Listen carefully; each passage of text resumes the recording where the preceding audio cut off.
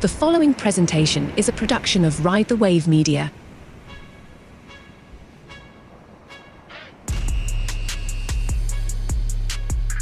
We are those guys. We hope to be your guys, bringing you the latest from the National Football League, which, again, in the middle of the NBA playoffs, Stanley Cup playoffs, your Denver Nuggets, Nick, making a statement, my Boston Celtics doing one better.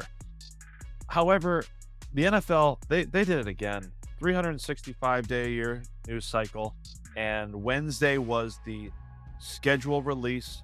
I'm going to tease Nick before we split early because I'm going to ask you about your favorite schedule release video now that that's become such a big deal. But in addition to just seeing the names on the calendar and knowing what your team is up against, I just have to say for Nick Ferguson, our former NFL safety, how big of a deal is seeing when you're going to play certain teams on the schedule? Alex, it's huge, man, because when that schedule comes out, like you said, let me back up for just a second. Please. You said we all knew the teams that were going to be played, but we didn't know the dates and we didn't know the time. And that is a huge factor, knowing how many primetime games you're going to have. If you are a West Coast team, how many East Coast games are you going to have? Like the Broncos have two back-to-back on the road.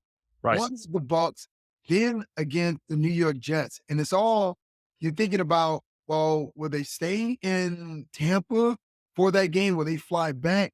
And there's so many things that go in into playing those East Coast games because your body is waking up. And by the time it wakes up, guess what? It's halftime and the game could be over. So it's all important to know when you're going to play certain teams. The first thing I always look at is, do we have Buffalo and Green Bay on our schedule? And if we do, you want them earlier in the season opposed to later. And then most important, when the hell is the bye week, right? Like right now, the Broncos have their bye week sitting at week 14. You know how many games you have to go through before that? That's Monday night and that's Thursday night football. Your body could be so beat up by that time. So this schedule, and once again, give it to the NFL for finding a way to do it so much better than the other leagues to make the schedule release a thing. So you know your Broncos, for an example, right? Like the all those are excellent points, right? You know who the teams are going to be, but if you're going to the frozen tundra at Lambeau Field, or you're stuck going to New England or Orchard Park, New York, to play Buffalo, you want that earlier in the year. And certainly the Miami Dolphins, I think, know better than anybody having to go to cold weather games later on in the season. When it comes to those bye weeks, I sort of noticed like a boomerang kind of effect, right? Where your Broncos have to wait until week 14. They were a week 9 bye, nice and easy last year. Whereas the Kansas City Chiefs are reigning two-time Super Bowl back-to-back champions. You know, they are on a week 6 bye this year, but this, of course, coming after they took that late bye after going to Munich to play the Miami Dolphins. So it's just, knowing that it is ultimately a handful of people who are now doing the rounds in media, patting themselves on the back. What a great job that they did. It's just a handful of people that ultimately put this schedule together. You can lean and sort of see some of the biases that are kind of out there in the public. I know this time a year ago, it was kind of head scratching to see the Kansas City Chiefs hosting the Detroit Lions. They were making a gamble on a team that had played really well in a game that didn't matter to them, but they could knock out the Green Bay Packers at the end of the 2022 season. And look what happened. The Lions got that upset victory, and it propelled them to their first NFC Championship appearance in over 30 years. So while I say that it's hard to do, I have to give credit to the schedule makers that kind of had that premonition with the Detroit Lions from a year ago. And just like that, you can kind of see, even in week 1, with the types of, Chiefs and Ravens, the first championship game rematch to open a season since 2010, which you think it's the low-hanging fruit. You'd see it more often, but kudos to them on making it the MVP versus the two-time Super Bowl champs. And then the biggest one, I think, would be Monday night I honestly thought that we would just do a redo of the Jets and the Bills, but instead, Aaron Rodgers and the Jets, their first of 6 primetime games in 11 weeks are up against the San Francisco 49ers. The Bay Area kid comes home. So whether it's week one, whether it's certain primetime events, just the raw stats, Nick, the Niners, the Cowboys, and the Jets have 6 primetime games each, whereas the Carolina Panthers are the lone team that don't play a single primetime game, not even a Thursday. And the Colts, Patriots, Cardinals, and Titans have one apiece. Anything that steps out to you either in week one or talking about which teams are kind of getting some shine coming into 2024?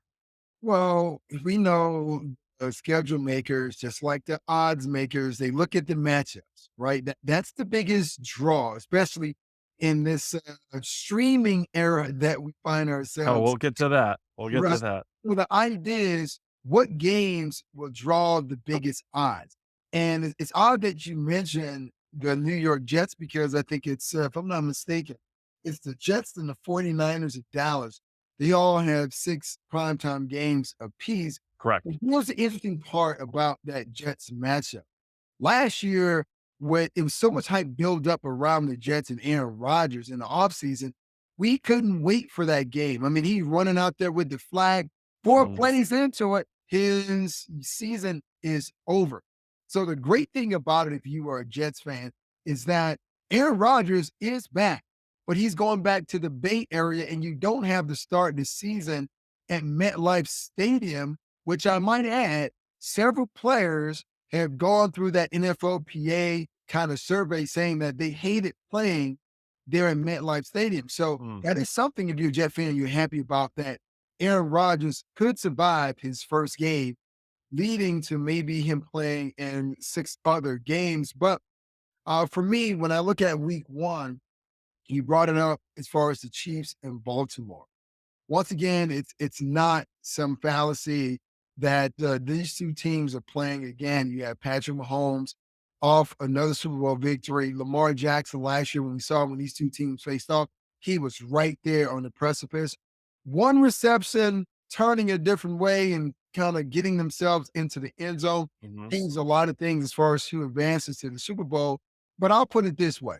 Yeah, it's a great matchup to start off the season, but Baltimore has added some pieces. So has Kansas City. So, And lost them. They've both lost big pieces too.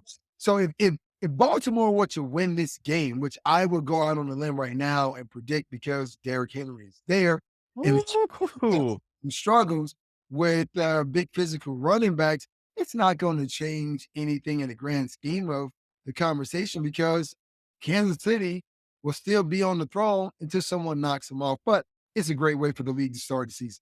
Well, they also are allowed to go 5-5 in the middle of the season and then win out. So, especially for a team coming off of a Super Bowl victory or a Super Bowl hangover like the 49ers, 17 games may seem short, but it really matters how you play at the end of the year. And if it takes time to get certain teams settled in, and I mean, 6 first round rookie quarterbacks, a lot of them are going to see action later on in the year. It's going to take time to really figure out these teams and to say, I like the Baltimore Ravens to win right now. Oh, Nick, the Chiefs are favored by 3 as of today in the month of May. Like we don't have to put our money down just yet. And that's sort of bringing me to my biggest complaint about the schedule release. We know based on common opponents when talking about strength of schedule. But the thing that drives me absolutely crazy is when you have smart, intelligent football people using 2023 overall records in the regular season to weigh strength of schedule because a certain team won 12 games like the Dallas Cowboys last year doesn't account for the losses in free agency, the loss of Dan Quinn, their defensive coordinator. It's nonsense. And so until we have some proof in the pudding and games being played from here on out, when we're talking about strength of schedule leading up to the season, I think the closest metric we can use is Vegas's win total because it's a much more accurate number that takes into account what happened in the offseason and in the draft compared to looking just at a snapshot of the 2023 regular season. So I say that to point out that we have what are, according to Vegas, easy schedules and hard schedules. By and large, across the board, the Atlanta Falcons playing in that NFC South with that second place division record have the easiest schedule according to overall win total for their opponents. They have the addition of Kirk Cousins. It's hard to believe that a team like Atlanta couldn't be favorited in a bunch of their games, but that doesn't necessarily translate to automatic wins. You just can't do that in the month of May. Meanwhile, the Pittsburgh Steelers, and I want to dive into their schedule, by and large, the most difficult schedule, followed by the Patriots, the Browns, the Ravens, and the Vikings. So the Pittsburgh Steelers, Nick, this was, I think, of all of the 32 schedules, and we can't really go over every single one of them, but this is pointed out to me, they don't play a division game until week 11. They get the Baltimore Ravens at home week 11 after their bye, after they play your Denver Broncos, after their West Coast trip to Vegas. I it's baffling. Week 11, they get Baltimore, and the rest of the way, 6 division games on the road against the Eagles, at home against the Chiefs.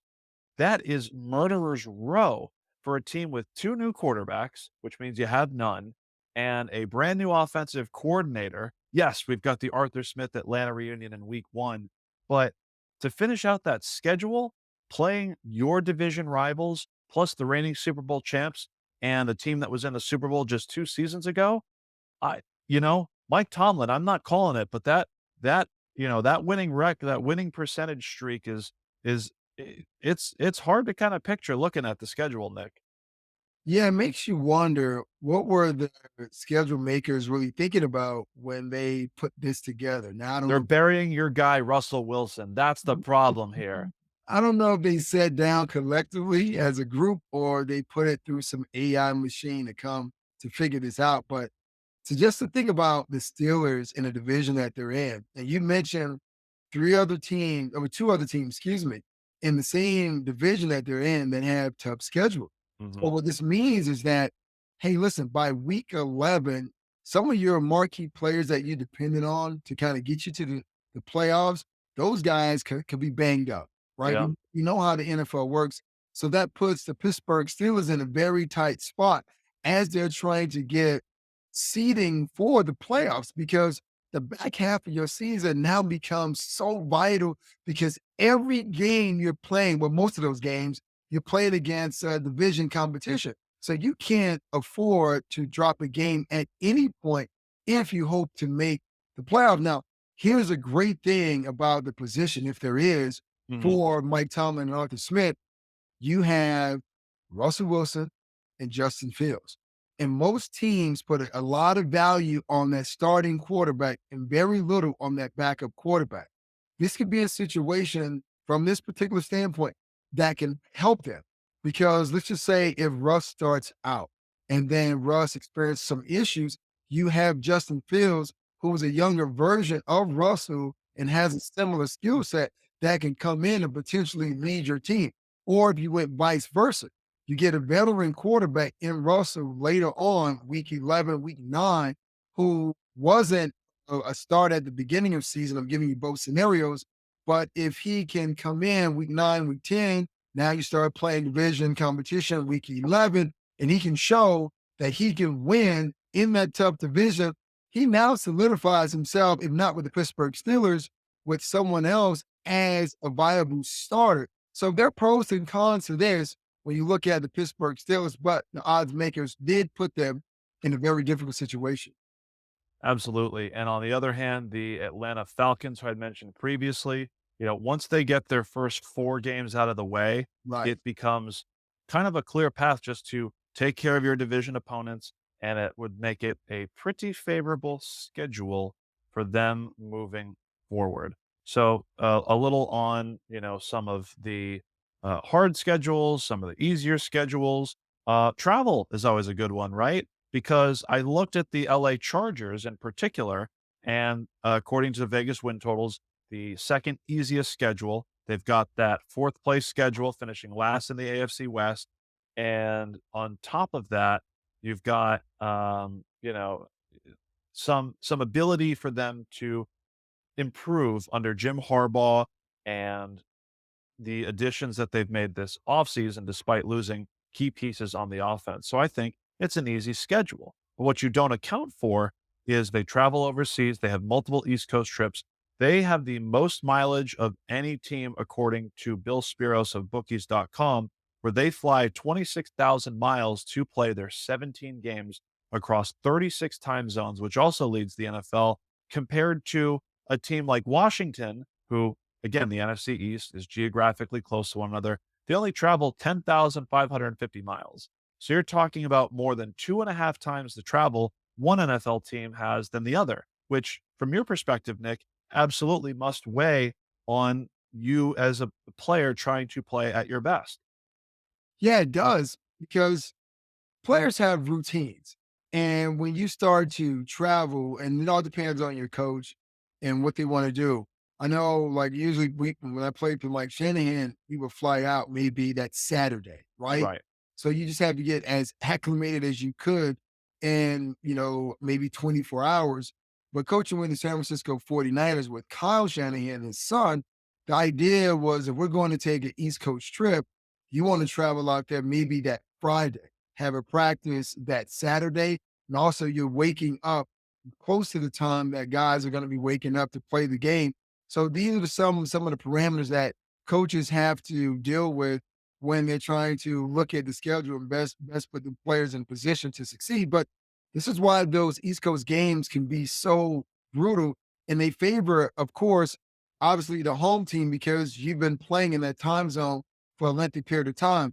That's why I always wonder when we look at certain teams and they say, well, they have a large amount of East Coast games. And I think if I'm not mistaken, last year, when you look at the Jets schedule, even though they're on the East Coast, a lot of their games were not in their favor based on time zone. Hmm. You have to think, is someone sitting in Park Avenue looking at the list going, yep, I like this team, great quarterback, great quarter. Oh, you know what? Yeah, we're going to find a way to see if this team is really about it. Okay. And by giving them, some East Coast, or in this case, you're an East Coast team being forced to play in the West Coast. It's kind of chaotic the way they come up with these things, but it's always tough, man. If you're a West Coast team, you have multiple trips to the East Coast. That's the toughest.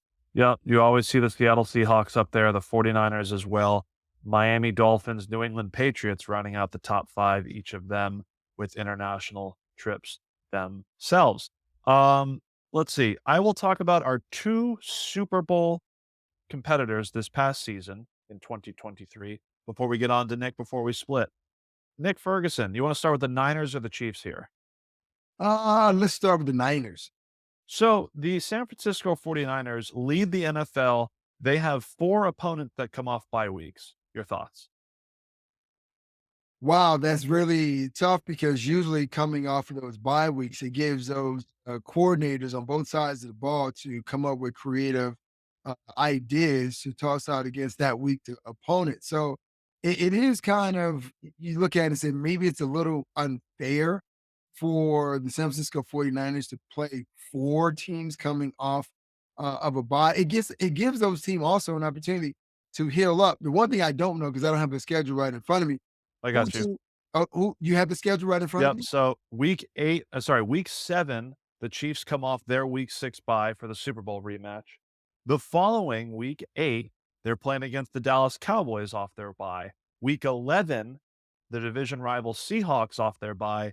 Week 13 at Buffalo. Oh, sorry, at home against Buffalo. The Bills are coming off their bye. 3 playoff teams plus a division rival from last year. Well, listen, there are pros and cons to every situation. So because those teams are coming off a bye, they have the advantage of preparation. Also getting their players healed up. But here's where the momentum factor might benefit the San Francisco 49ers because when you go on a bye, you go away from the team, you try to get your mind right. And sometimes you end up going on a trip and you're not really kind of groove back into football. So the idea is that 49ers in that 4 games, slate, they're still grinding. They're still in that momentum type of Right. window, and you can catch a team slipping. Right? They think that we're well rested, we're well prepared, but this team still is carrying the momentum. That's the biggest part, and that's where Kyle Shanahan is going to have to keep his guys pretty much engaged and say, look, we have a 4-game trek here where we play against teams that are coming off a bye. We can use that momentum and the fact that we are still playing week to week against that team. And sometimes we've seen it. We've seen team play great coming off a bye, but we've seen a lot of teams play horrible coming off the bye. Luckily, they don't draw well. Andy Reid, of course, with the Chiefs, 28-3. Shout out Atlanta Falcons. When coming off the bye and their opponent isn't on a bye. And meanwhile, there are 12 teams that don't play opponents coming off a bye when they themselves aren't on a bye either. So I thought that was kind of fascinating where the 49ers get the short end of that stick. And then with the Kansas City Chiefs, and this gets us to the streaming conversation because with Netflix now in the fold and a doubleheader for Wednesday, Christmas days, the Kansas City Chiefs play on Sunday, Monday, Wednesday, Thursday, Friday, Saturday. 6 days a week for the Kansas City Chiefs. And I know this is a lot to add in. Week 11, when they are at Buffalo, week 11, they're at Buffalo, Mhm. happens to fall on the same weekend where Taylor Swift is performing in New York.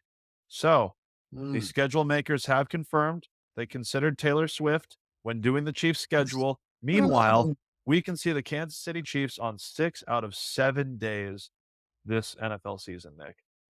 Once again, man, a lot of the stuff that is happening with the schedule, it's not by chance. I mean, last year there was a boost in ratings and I guess apparel for the league and for the Kansas City Chiefs, all because of the Swifties.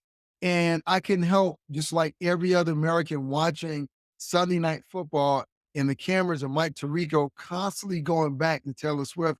I'm like, look, I enjoy her music, but I came to watch the game. So can we get Sure. back to the game?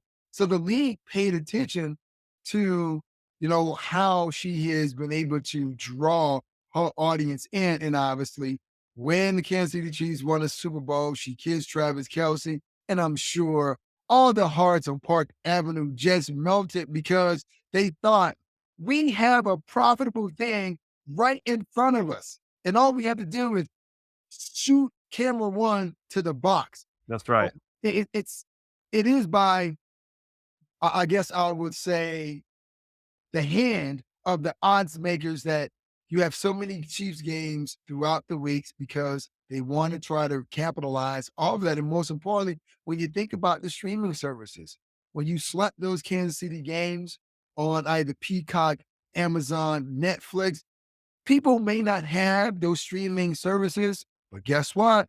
They want to tune in to see what's going to happen. They might not even like Kansas City or Taylor Swift. They just want to be in the know. So on that Monday or Tuesday or whatever it is, they can talk about how much they hate it. Well, he's Nick Ferguson. I'm Alex Hardy. And before we split, Nick, we got to see 32 teams show us their stuff with schedule release videos. I'm sure you were on Twitter hitting refresh Mhm. until 8 p.m. Eastern, 5 Pacific, 6 Mountain Time, where you were just hyped, ready to go to see what your team, your Denver Broncos, were up to. Name dropping with Lewis Hamilton was pretty great. But Yeah. Nick, before we split, your favorite schedule release video, and please, I hope it's good Jules Hunting. No, it's not good Jules Hunting, which that one was pretty good. I think, Yeah. well, once again, the scheduled release are so fascinating, and teams are getting into these kind of like almost like baby reveal types of things. But I thought it was the fact, I think it might have been the Chargers who had a skew number or whatever. And when you clicked on it, it was like they were trolling the Raiders. Oh, the whole time. Yeah. So before I fell in love with sports, I was in love with playing The Sims. Are you kidding me? Yeah. Hours and hours. And the trick, taking the ladder out of the pool so the Sims were stuck in. I mean, clearly that was made with delicate attention to shout out their social team that knew everything, the ins and outs of that game. But yes, you would click on the Chargers website. It said Raiders fans click here. and it was an application to fill out for the World Clown Association. Because the Raiders are a bunch of clowns, according to LA, even though they suffered that, 63-7 loss. But again, that's last year. This is this year. So shout out the LA Chargers, who I think 2 years in a row probably did the best. I mentioned 28-3. So something good the Falcons did. They did the NFL Street schedule release, which I mean, there's a common thread here. Video games for me is definitely a win. So any others before we get on out of here, Nick? You know what? If I'm not mistaken, there was one about the Chiefs kicker, and he was being trolled based on what he said at the commencement speech. Yeah, It's Chargers got him there too. it's like, man, like I understand doing certain things, and other things are you may take it too far. There are But layers to it. yeah, and it makes me think like, I mean, schedule release and trolling other teams, that's great, fine and dandy. But I can't help but think when those two teams match up, somehow that is going to be showed by Andy Reid so they can actually stick it to Jim Harbaugh and his Chargers even more.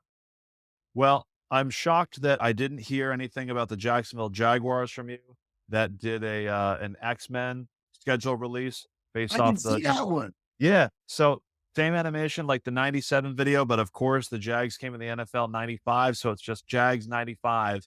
And they've got all the animation that a comic book guy like you, Nick, would love. He's Nick Ferguson. I'm Alex Hardy. We are those guys. We hope to be your guys. Make sure to keep it locked here. We talk about actual football, not just names going on a sheet of paper with the schedule release. You can follow us Apple Podcasts, wherever you get your podcasts, and YouTube through Ride the Wave Media. So, Nick, what do you have to say for the people? Let's get on out of here. Hey, great job, NFL, on the schedule as usual. I hope your fantasy team does well this year. I know my fantasy team did well last year. So, hey, go NFL.